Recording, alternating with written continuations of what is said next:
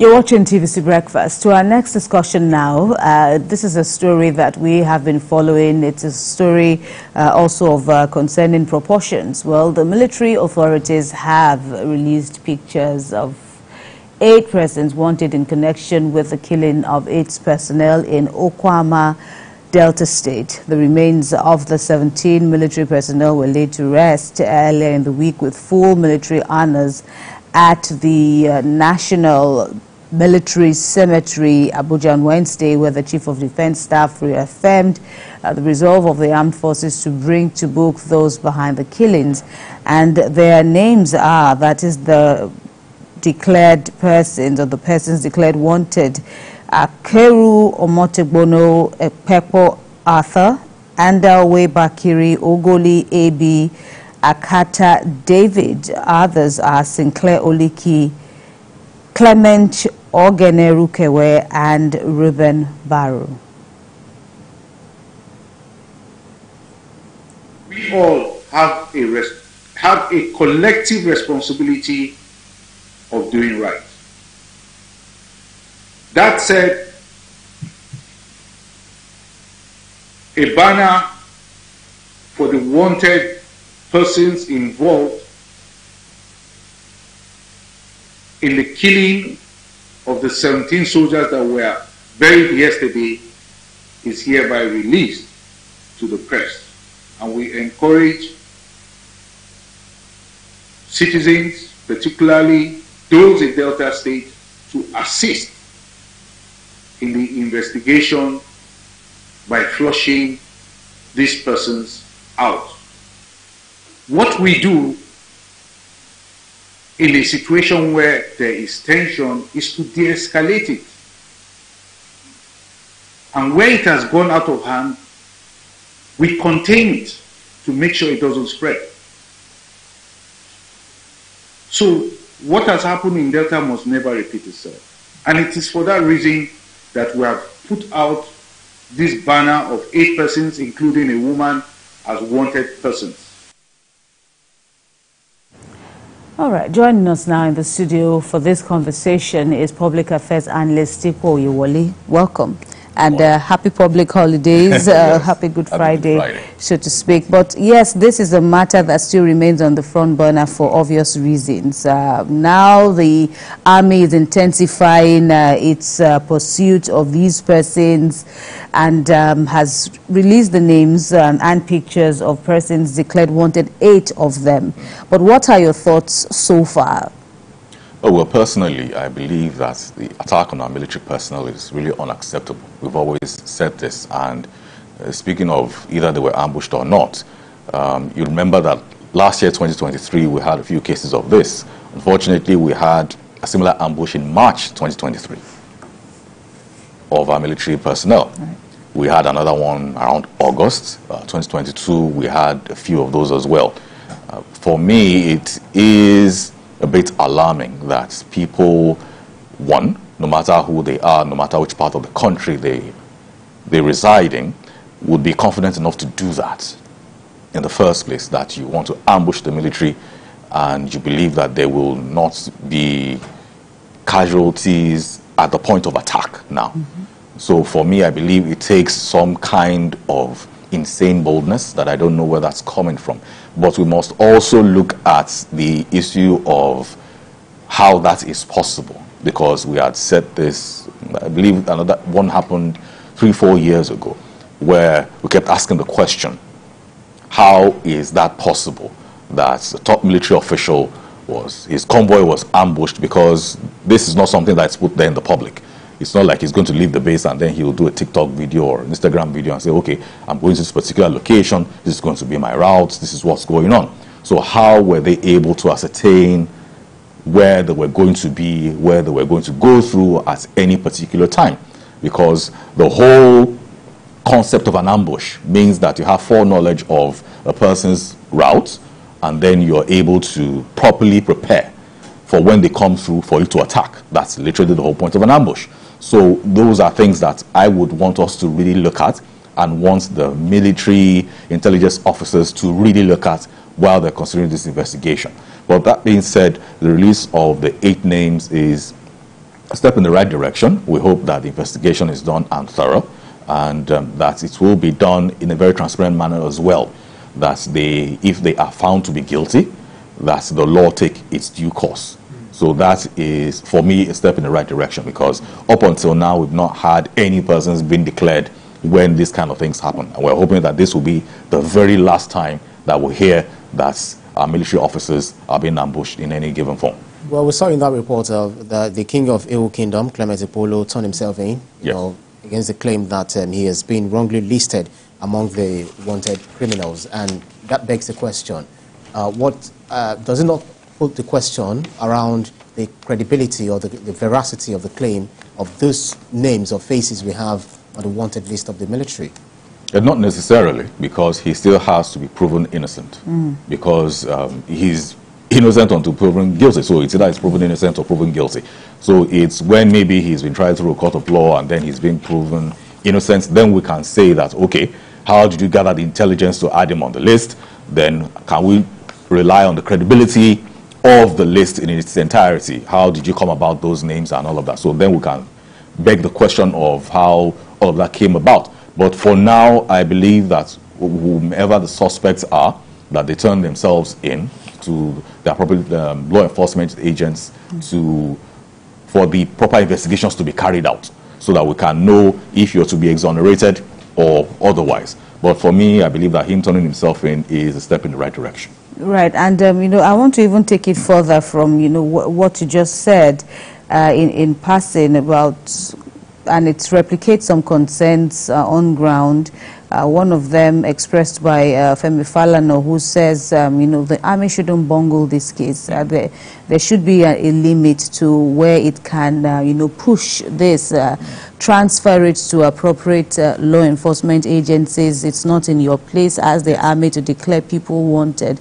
I don't know if that thought also runs through your mind, because for those people, they say that it would seem that you are being a judge in your case, you know, and so you could, you know, they could bungle the case if not well handled by the persons or the bodies constitutionally empowered to do so.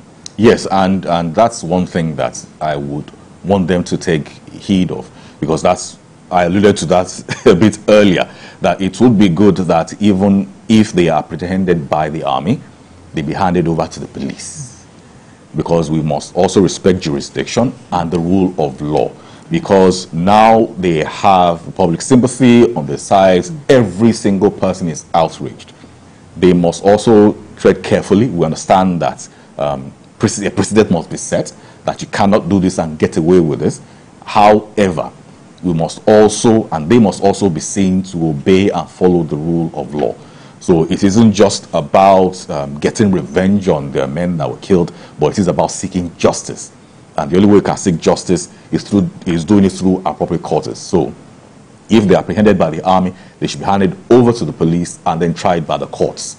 That is the rule of law. That's how to get things done properly, not being judge, jury, and executioner in your own investigation. I believe that would make them lose public sympathy, which they haven't had in a bit. And this is not the time to squander whatever they've been able to gather through this unfortunate incident. So they must be sensitive and they must do the right thing responsibly. In the light of that, do you think, how would you appraise or how would you assess their reaction so far? Because the day after the incident happened, you know, we saw on the social media people saying that you don't do this to the army or to the Nigerian military and then you get away with it. It could lead to the raising down completely of that particular village and all of that. And then we saw on the social media of places burning and all of that. But then the Nigerian army, they denied the allegation of, you know, staging an attack and all of that. But we also heard of an elder statesman, Edwin Clark, who is saying that his family home was also ransacked by the Nigerian military. They also denied that. But what has been your own appraisal of, you know, their reaction since this incident? Well, a bit of mixed feelings, because there have been allegations and denials. So the question is, the allegations are coming from who is really denying it, and the army denying it. In some cases, I mean, they may get to do some things and deny it altogether. But we would like to see the responses measured. with this particular incident, I mean, like I said, it's a very, very heinous crime, what has happened. But we would like to see that justice is done and not revenge. We must let the rule of law take precedent above all else. Above all else. That's very important, because that is also another way that people can have a strong confidence in our system.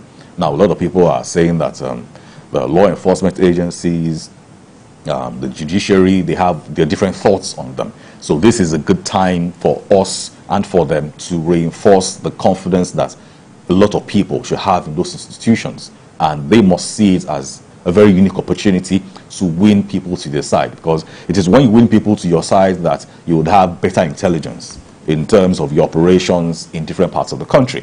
So they must see it as a very unique opportunity for them to have ease of access to how they carry out their operations, and ensure that they do not bungle this particular issue. It is very, very important. This one would also set the precedence for how they are perceived for some time to come. Right, but what are your thoughts about the possible motive behind this kind of heinous killings? Some are positing that it may be beyond the land dispute that has been widely reported in the news regarding Okuama and another community, Okoloba. Some are saying that looking at the personality of one of the killed soldiers in the person of the leader of the Nigerian Army Battalion, Lieutenant Colonel Ali, that it could be, wider issues of oil bunkering, the exploits that the army has been making, to curb oil bunkering in the area. How do you view the whole? Because I know that was how you started off, as in your words now, the insane boldness, for them to take out this kind of, some will call it a suicide mission, try looking at the anger on the part of the army and, how they're pressing on. But, what are your thoughts as to what could have even been a justification for this kind of action taken by these persons? Well, it is currently hard to say. And, the point remains, whatever the reasons are, it is invalid. And we must be clear and unequivocal about the particular issue. Whatever their justifications are, in quotes, it is really invalid for you to do anything of the sort. It's really invalid, and I wouldn't want to speculate, because we wouldn't want people to take whatever we say about that as gospel. So it is important that the statement is made and it is clear. This is unacceptable, and it must be done in the right way, according to the rule of law, because this must be emphasized over and over again. Because you'll be surprised that a lot of people, excuse me, also expect the army to react in a particular way that isn't in accordance with the law. And they may have their reasons as well. But we must also look at it holistically, that the army is an institution in itself. It has what it represents. We have a lot of cases of insecurity in different parts of the country, that they are part of the bodies that are helping to see how they can quench it. Now, the only way they can do that effectively and efficiently is for them to be able to work very well with the locals, to gather intelligence, to help the operations, to execute them successfully. So that's the perspective I am looking at it from, and that is what I am most concerned about, that they are able to have a better relationship, especially from an intelligence gathering perspective, to ensure that the operations are a lot better and that the executions of said same are a lot smoother. That, for me, is the major priority as an outcome on the other side of all of this. That is, for me, very, very important, because we've had the issues of insecurity in different parts of the country drag on for many, many years, and we would like to see it end. We would like to see it end. So an intense cooperation between the army and the locals in any part of the country to see how they tackle insecurity is one of the sure ways to ensure that that is done. Because nothing happens in isolation. Anything that happens, happens within a particular community. And a community is made up of people, human beings. So until you are able to get the cooperation of the people within said community, I believe that whatever you're doing will just be in limbo. Unfortunately, the narrative we got was that the Nigerian army were there on a peace mission, and that's to ensure that there is peace at the end of the day. But with this happening to them, do you not feel that this has definitely, or this would definitely affect, the trust that they have, for the people, so much so that if they have similar call to ensure that they are able to mediate between warring parties, they probably might be skeptical in doing that? That is one. And two, do you not also, on the other side, maybe people inviting them for, peace mission will not be thinking, otherwise based on this incident that we have, on our hands? Okay, well, from the perspective of the Nigerian army or any law enforcement agent, understanding the fact of what your responsibilities are, you would know that you take emotions out of it. Because at the very heart of it, you are professionals. And whatever you do, it is based off of an order. And you do not refuse an order. So if you have an order to go to a particular location to ensure that there's peace in that particular area, you go there irrespective of whatever personal emotions you have or grievances or whatever you feel altogether. And I believe that that shouldn't be a factor, and that shouldn't play out in how they execute their duties. Because if we're saying that they should act based on emotion, I mean, there are some mornings that you're giving orders to go do certain things and then you're not interested. I mean, we're here right now. A lot of people are at home. And we're here. You are doing your job. And the question is, did you really want to come here this morning, or you just want to say, okay, it's a public holiday. Can I go to bed? So it comes to a place of responsibility, understanding that you have a responsibility to do your job as it should be done. As much as it is a job for them, it is also a very crucial one from the perspective of national security. So I believe that the emotions do not come into play in this particular regard. Not like we're discounting them, we respect it, but we're saying as professionals that they are, that they follow orders and they discount whatever personal emotions they may have with said given orders. And do you also think that this would also bring about the army addressing its mandate, as in reviewing its mandate? Because some say ordinarily, going to maintain law and order, between two, in strained relationships between two communities, doesn't appear to fall within the mandate of the Nigerian army. I mean, that is what, on the face value of it, on the face level of it, what the regular police force could have done. Why invite the army when they have other larger concerns? Do you think that this period or this ugly episode would also bring some form of review in? I know the military is looking at maintaining cordial relationships with civilian populations, but with what has happened now, what do you think, or what should be the way to go? Okay, well, this isn't at the fate of the army. It isn't at all, because what we're saying in that particular regard is symptomatic of a larger issue. Now, the larger issue is that our security apparatus, from whatever direction, that top to bottom, left to right, whatever you want to call it, needs to be looked at thoroughly. Because, one, we've always said that the army had no business getting involved in internal issues. The whole point of having the army of any nation is to protect that nation from external threats. Aggression, right. So they're supposed to be facing outside to guard you against external threats. Where you have the army of a nation looking inwards to help you with domestic issues, certain challenges will come up. Now, this is not saying they're responsible for anything that happened right now, but we're saying that that is not even part of their charter to begin with. Now, that being said, that the police, as we know, we have always complained, they are underfunded, the personnel aren't enough, and if we're even being honest about this particular matter, if we're going by the reason given that they're supposed to be there to help with a peace mission, I still believe that it is even below the pay grade of the police to do so. Why do we have the civil defense? That's responsible of the civil defense, if we're being honest about it. So that's why I said we need to look at the entire security architecture of the nation, because if we are bumping an issue from what's supposed to be the responsibility of civil defense, so from civil defense you leave civil defense, you leave police, and then go to the military for a domestic issue. It tells you that there's a serious problem somewhere. So that's why we need to look at security architecture of the country and see how we address it properly.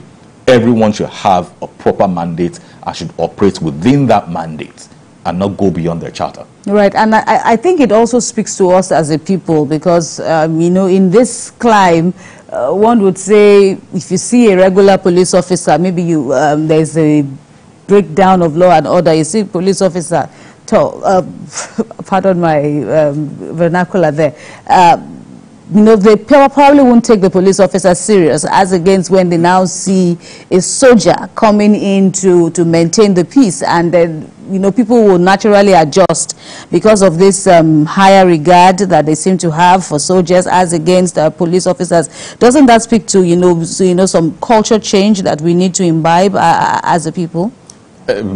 As the people, not, I won't lay that at the feet of the people. I'll say the reputational issue any institution has is as the table of the institution, not the recipients or the people who are giving you that, who are giving you that kind of response.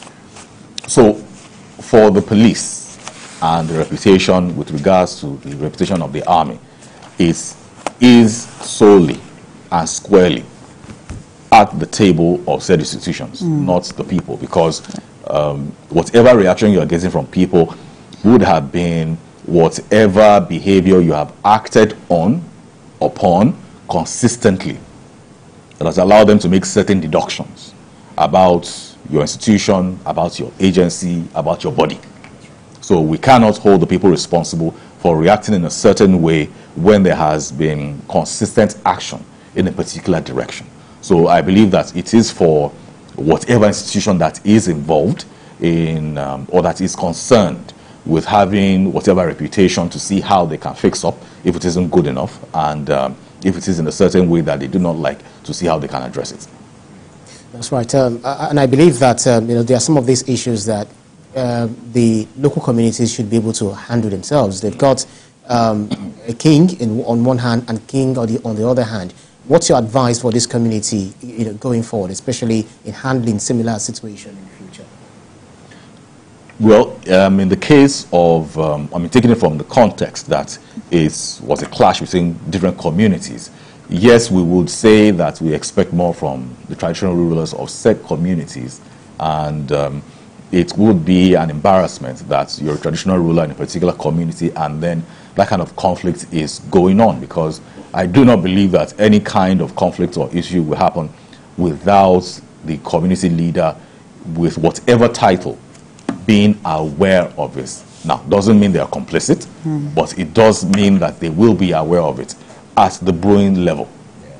Not even them taking to the streets to do whatever they want to do and all of that. So the question is, what were those community leaders doing all along at the brewing stages? Because you would also know that for whatever reasons that the youth or whatever group in any community would want to take action, they would have gone to notify their community leaders, if not to get assent, but to at least register their grievances.